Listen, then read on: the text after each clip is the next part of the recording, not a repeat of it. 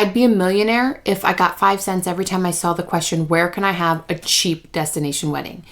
And it crawls up my skin every time I see the answers because it's like Cancun, Thailand, a lighthouse in Michigan.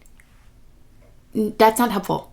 I can't make this up because cheap is not a destination.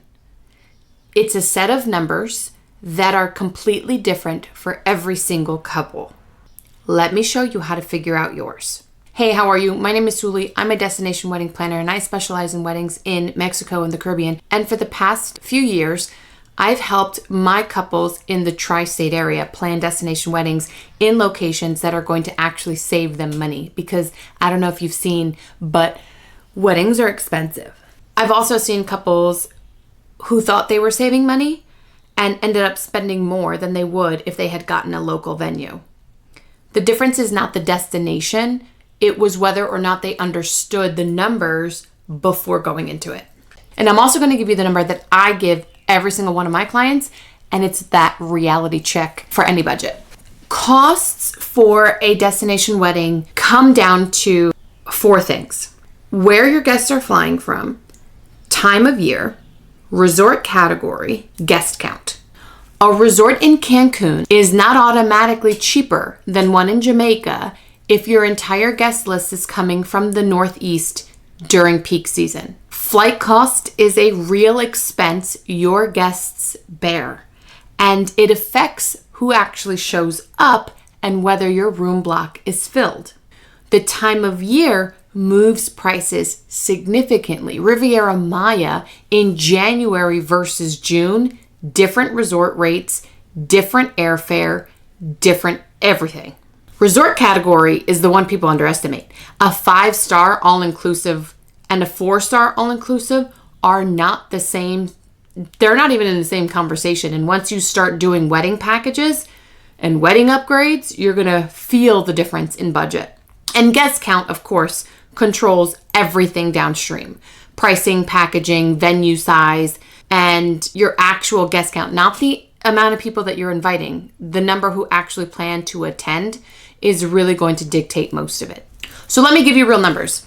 In my area, so I'm in New Jersey, Pennsylvania, New York, the average traditional wedding costs $65,000 to $75,000. Venue, catering, florals, you name it. It adds up very quickly. I actually made a video comparing the costs of a traditional wedding versus a destination wedding. Make sure you check that one out below.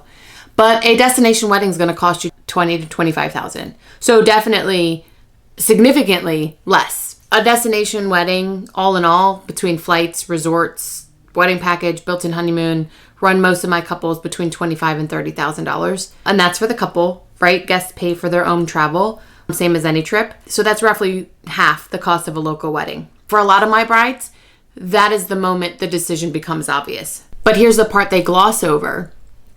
The all-inclusive label does not mean everything is included for their wedding. The wedding package is a base price, and a long list of what everything actually covers is separate. Upgrades, premium venues, outside vendors, those are line items on top. If you want to sit down and run through the real numbers of your wedding, and before you commit to anything, make sure you click the link below, book a call with me and my team, and we can help you. Here are the costs that almost never come up until it's too late. Wedding package minimums. Most resorts tie your wedding minimum spend to the guest count. Under 30 guests, you may be required to use certain package tiers regardless of how many people actually arrived.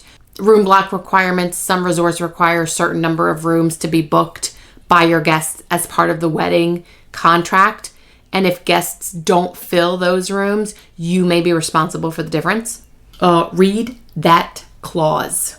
Vendor fees, outside photographer, day pass, outside DJ, day pass. Some resorts charge per vendor per day. Others are flat fees. A few don't even allow outside vendors. And that's not buried in fine print. That's in the contract. You just need to make sure you've read through it before you've signed it. And here's the number that I use with all my clients. Take your total estimated resort and wedding package cost. Add 15%. That's your real budget floor. Upgrades happen. Guests change their rooms. Someone needs a late checkout. Something comes up that was not in the base package.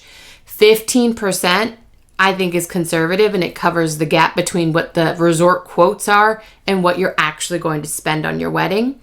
And if that number still works, then you're in good shape.